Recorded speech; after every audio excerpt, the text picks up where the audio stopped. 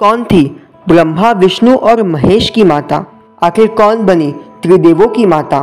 तो चलिए जानते हैं आज के वीडियो में। भगवान विष्णु जो कि स्वयं अनंत ब्रह्मांडों के स्वामी हैं और अनंत परम प्रभु है, और भगवान शिव जो कि अनंत ब्रह्मांडों के स्वामी और परम प्रभु हैं।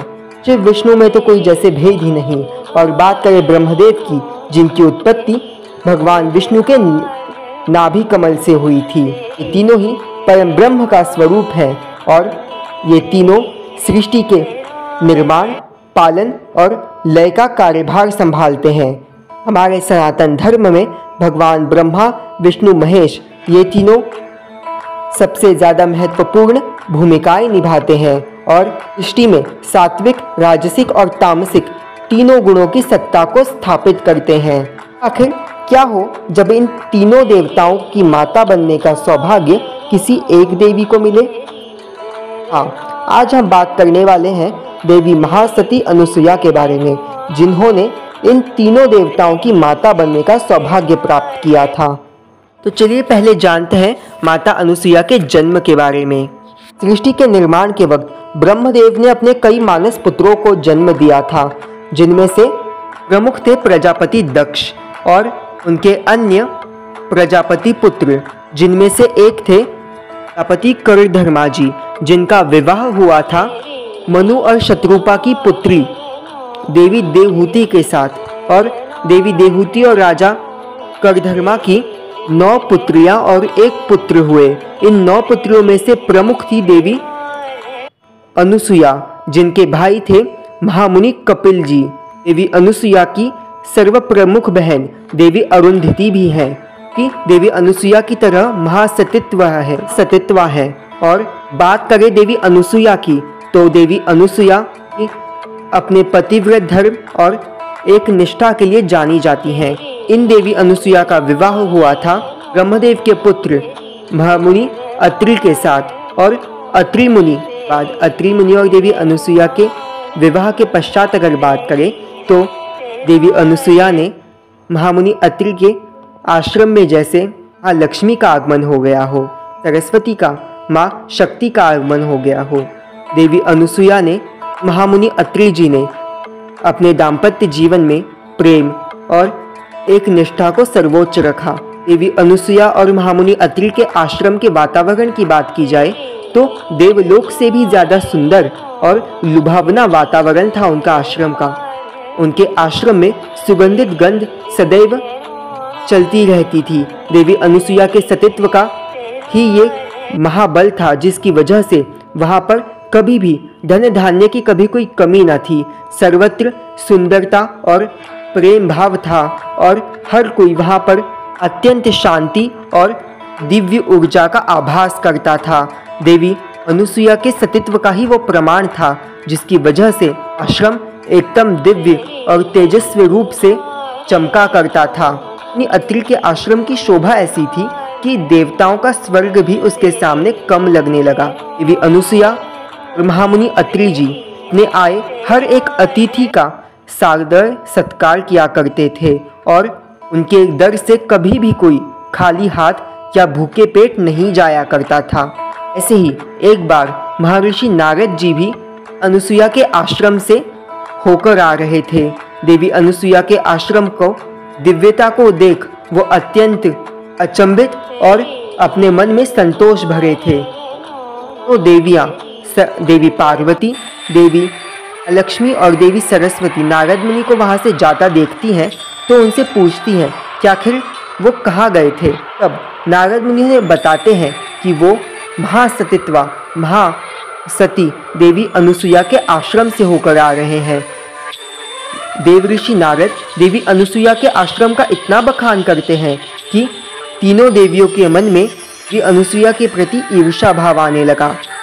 इसीलिए तीनों देवियां अपने पतियों के पास जाती हैं, यानी कि देवी सरस्वती ब्रह्मदेव के पास, देवी लक्ष्मी भगवान विष्णु के पास और देवी आदिशक्ति देवी पार्वती भगवान शिव के पास जाती हैं और उन्हें कहती हैं कि कुछ भी कर देवी अनुसुईया के सतीत्व का खंडन किया जाए और की परीक्षा ली जाए।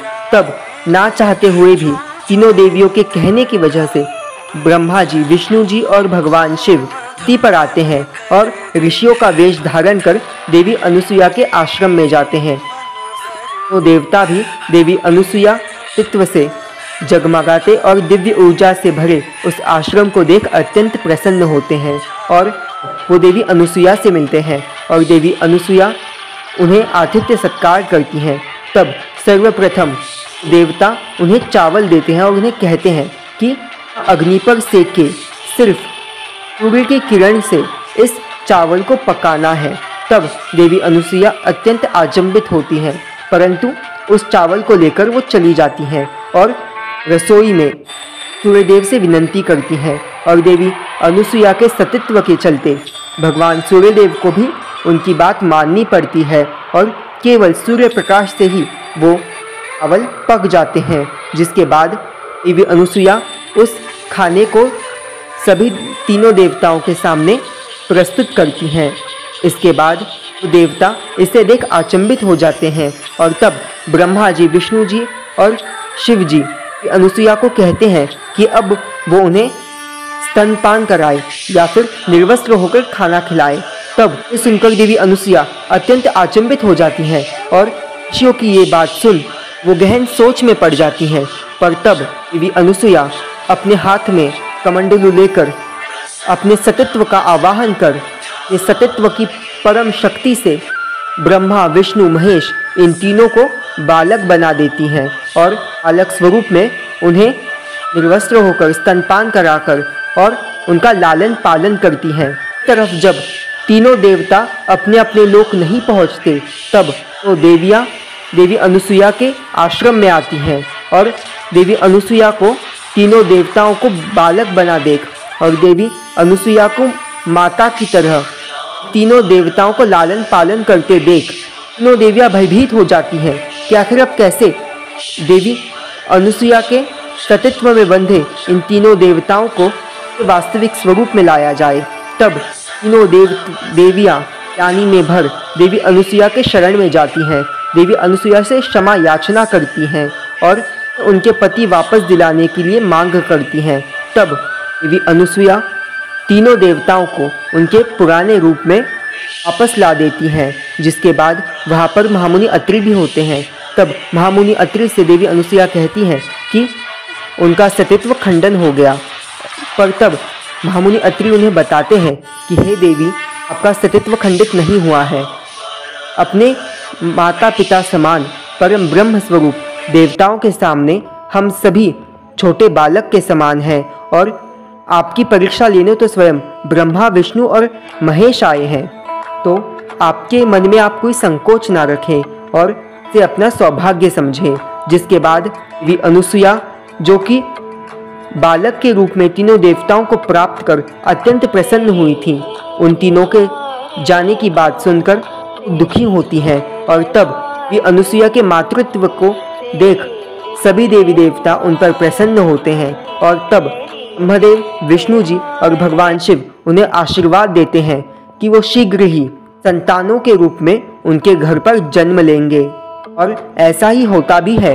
देवी अनुसुईया के ब्रह्मदेव चंद्रदेव के रूप में जन्म लेते हैं और इन चंद्रदेव विवाह प्रजापति दक्ष और उनकी पत्नी देवी प्रसूति के 27 पुत्रियों के साथ होता है। जिसके बाद बात करें तो भगवान विष्णु जी परम प्रभु भगवान दत्तात्रेय के रूप में देवी अनुसुईया के घर पुत्र के रूप में जन्म लेते हैं।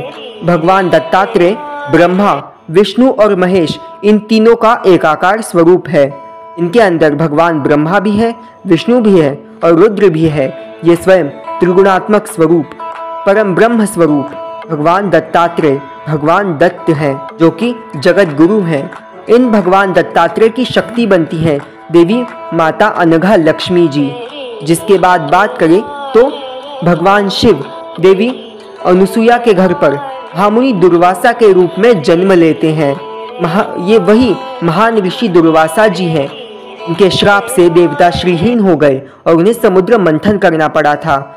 महामुनि दुर्वासा जी भगवान शिव के वो अवतार हैं जिन्होंने धरती के ऊपर शिष्टाचार और मर्यादाओं की स्थापना करने में सहायता की। व कारक बने। ब्रह्मा, विष्णु, महेश इन तीनों के माता के रूप में देवी अनुसुया, देवी महासती, देवी अनुसुया थी। मुनि अत्रि जो कि सप्तऋषियों में से एक हैं, वो अपनी अर्धांगिनी देवी अनुसुया के साथ सप्तऋषि लोक में निवास करते हैं। तीनों देवताओं की जननी जिन्होंने ब्रह्मा, विष्णु, महेश इन तीनों के अवतारों को संस्कार दिए, लालन पालन किया, उन माता अनुसुया की जय हो। नमो गणेश। सो गाइस, आज की वीडियो के लिए बस इतना ही। मिलेंगे एक नए वीडियो में एक नए टॉपिक के साथ। तब तक के लिए नमो गणेश।